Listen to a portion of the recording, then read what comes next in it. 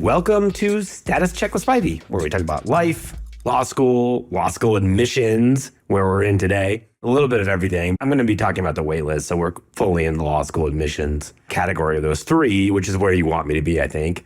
Though, let me disclaim, I was just in a conference room all day yesterday with a current and many former admissions officers, deans of admissions, well over 250 years law school admissions experience. And the theme of the day is none of us know what's going to happen with the wait list because, quite frankly, no one knew what was going to come this year. The previous 3 or 4 years, we had been dead on predicting what the percent increase or decrease in applications. We predicted 12% increase, which was high, and I think people thought it was overly high. We predicted it because of the election year. Every 4 years when there's a presidential election, there tends to be about a 5% on average increase. Because presidential candidate Harris was a former prosecutor who very much made that part of her campaign, because of things going on with presidential candidate and now President Trump that sort of put the rule of law at the front, we had predicted 12%. I think where we really missed the boat was the entry-level, also professional job market, what's called the great stay. People aren't leaving jobs, so jobs aren't opening. I think that probably filled up from that 12% to what's now 19.5%. That's going to come down a little bit if I had to guess. But by a little bit, I mean, I think we're going to finish the cycle at 19% up in applications.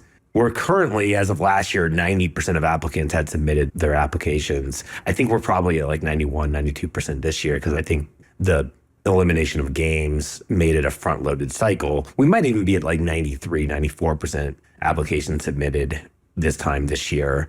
If you want more scary data on how competitive it is, not just the 19.5% up, 191 schools have application increase and only 6 have application decreases.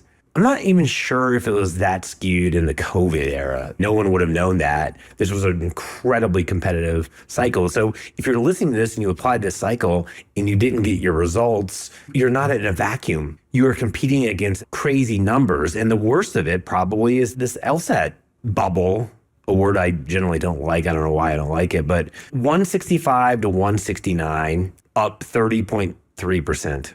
from last year. 70 to 174, 32.6%. 175 to 180, 39.3%. And then the next highest category is 160 to 164. All the highest categories are at the highest markers, which doesn't make sense. Now, the people who make the LSAT, LSAC, to my knowledge, haven't provided any data relative to the full test, and they may. My understanding, having talked to people who have talked to them and having talked to them, is they think the test is normal and controlled for. If you remove the logic games, which they can from previous tests with practice logic games that were not scored, they had a great deal of confidence going in that the test would be the same. The test, obviously, the scoring looks different. So what my best guesses are is that, one, you got to choose. In the previous tests where they would have a second game section in, the population sample wasn't choosing, I'm going to take games or I'm not going to take games. It was just put in there for them. But once they had to announce, and they did the right thing by announcing that they were getting rid of games, they may have been legally bound to do that. I don't know. But either way, they did the right thing. Because if they hadn't announced, you wouldn't have this choice.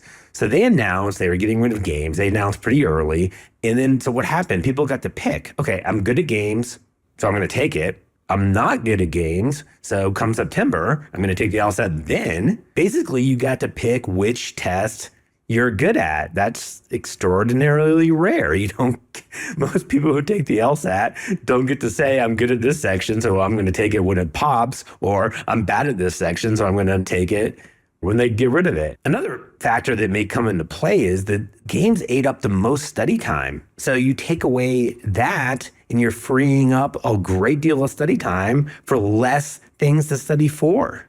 We'll see what LSAC says. What I can't imagine, because I've never heard them do this, although I'd love to be wrong, what I can't imagine they say is, look, we thought we had a stable test by removing games. We were wrong. And going forward, we'll make the scoring harder. We'll add another section.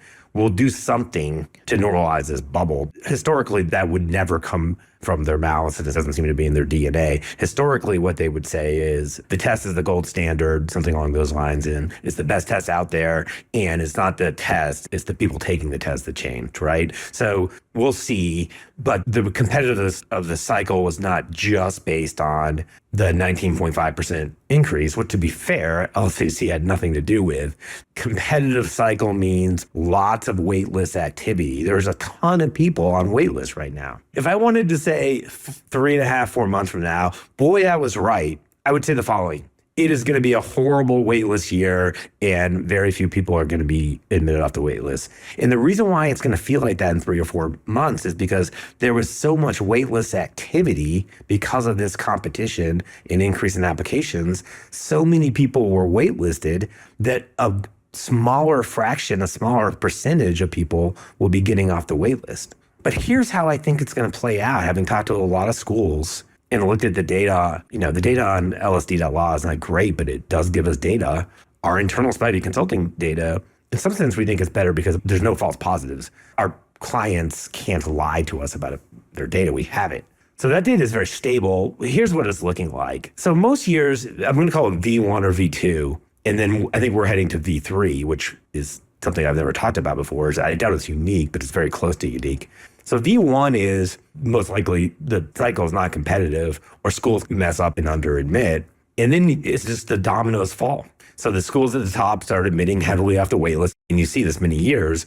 Dominoes are falling at the top, and it's just waves, which is why we use the word waves, of admits coming from those dominoes. Unfortunately, there are years where schools don't have to admit off the waitlist. And you saw this during like the COVID LSAT Flex era. And no dominoes fall. So if dominoes above you don't fall, you're not going to have melt. You're not going to lose seat deposited applicants from schools above you if they're not admitting off the wait list. And then the schools below them sit tight. V1 is the dominoes fall. And there's wait list activity all summer long. V2 is no dominoes fall and there's exceptionally little wait list activity. I don't think we're going to see that. So I'm calling this V3, which is, it's going to go like this. Instead of admit in V1 or stop in V2, it is going to be a hybrid because some schools are over deposited and some schools are under deposited. There's no way every law school shares their data with anyone about this, but we know enough to say with some predictability or possibility, it's going to look like this. And don't overread into what I'm saying. So when I say stop, that doesn't mean I'm saying the top 4 schools. I'm just giving an example, okay? But it's going to look like this. Stop, domino, stop, domino, stop, okay? And that gets annoying, so I'm not going to keep going. But there will be intermittent periods of waitlist activity, followed by long pauses, followed by intermittent periods. It is going to be shotgun scattered out.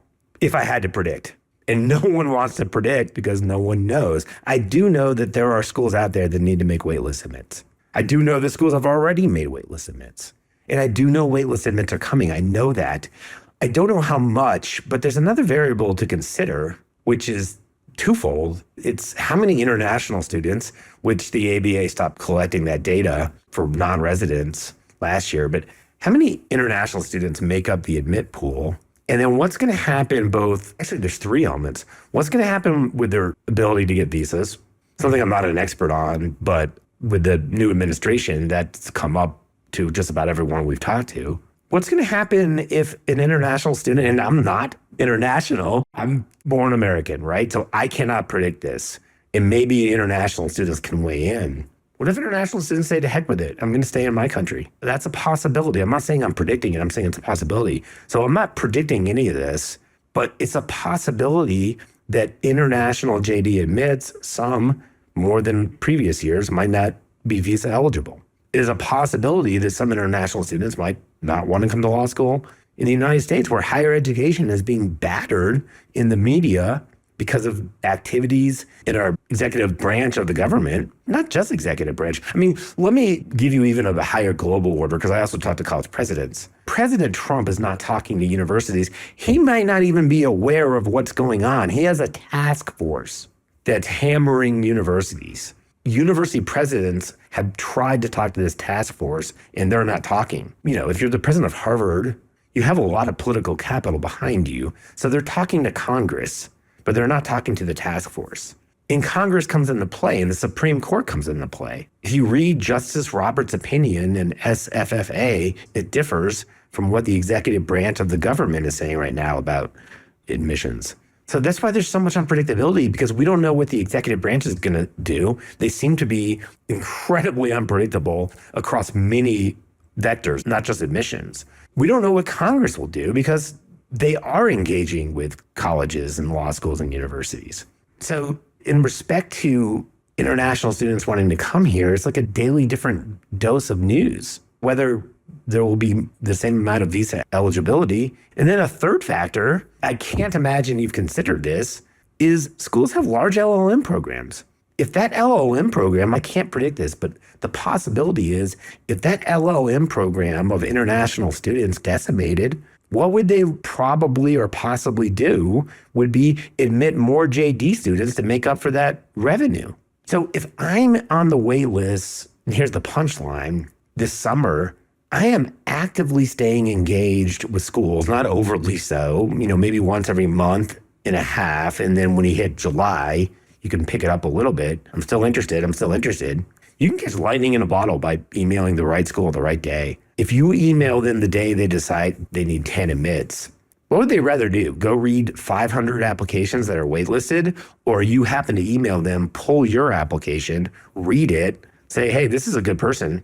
Give you a phone call. Are you interested? A feeler call. You're super interested. And then 30 minutes later, and I've lived this life many years over, you get admitted that day.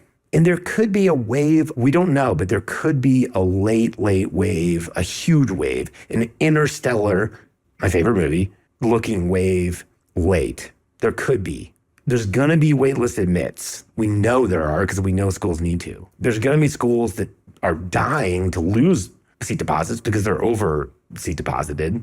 And those schools highly likely aren't going to be making waitlist admits, even if dominoes above them fall. I can't name the schools. If I do, they would forever not tell me information going forward. But we know this for a fact. So let me summarize. For the people that get waitlist admits, and I know they're coming, it's obviously going to feel great, but then they disappear. You see it all the time. I'm piecing out, cycle's over. And then the people hanging on, it's going to feel really slow and painful, even as the waitlisted people are getting admitted. There's a possibility that you get hit by one of these intermittent waves. And then there's a possibility that there's a huge wave at the end. So stay engaged. If you have a dream school, a favorite school, it's not over until 2 days into orientation. And every year, a few people don't show up to orientation, and there's a couple admits off the wait list in September. It's just so lovely when you talk to these people. I'm at this school. I just went through orientation, and now I'm getting in my car because Stanford, true story, just admitted me 1 day into their orientation. Hang in there would be my advice. Be professional, but be persistent. And most of all, just be ebullient when you're talking to admissions professionals. You might be having the worst day of your life. And if that phone rings and it's from an Ann Arbor or a Philadelphia or a Cambridge area code, put on the happiest voice you can and answer the phone. Because if you're upbeat late in the cycle and they really need someone, that's when admits happen. It's not going to be a great waitlist summer. It's not going to be the worst waitlist summer. It's going to be a weird version in between. I hope this was helpful. This was Mike Spivey, the Spivey Consulting Group.